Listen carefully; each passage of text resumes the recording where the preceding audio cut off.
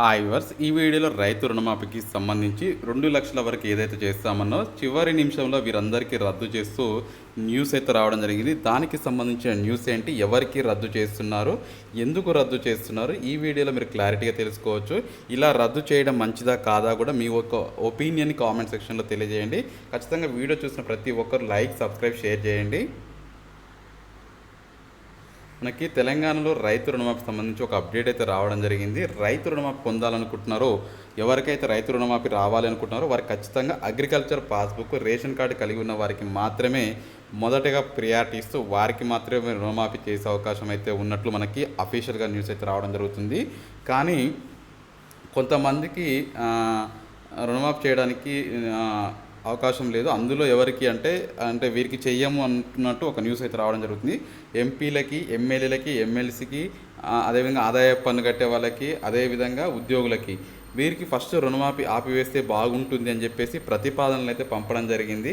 So ఎందుకంటే వీరికి ఇస్తే ఏమవుతుందంటే, గతంలో రైతు బంధుకి ఏ విధంగా అయితే ఇచ్చి నిధులు దుర్వినియోగం పాలయ్యే 10 ఎకరాల పైన, 20 ఎకరాల పైన ఎట్లయితే ఇచ్చి వేస్ట్ అయింది అమౌంట్, ఈసారి వీరికి కట్ చేస్తే కొంచెం రుణమాఫీ అనేది పారదర్శకంగా వెళ్తుందన్న ఆలోచనలో రావడం జరిగింది. దీనిపైన అయితే క్యాబినెట్లో చర్చించి ఫైనల్ డిసిషన్ అయితే తీసుకోబోతారు. కాకపోతే దీనికి రైతు రుణమాఫీకి సంబంధించి 2018 నుంచి కటాఫ్ డేట్ అయితే తీసుకునే అవకాశం అయితే ఉంది. ఇక నుంచి రైతు రుణమాఫీ 3 విడతల్లో చేయడానికి ప్రణాళికలు సిద్ధం చేస్తున్నారు.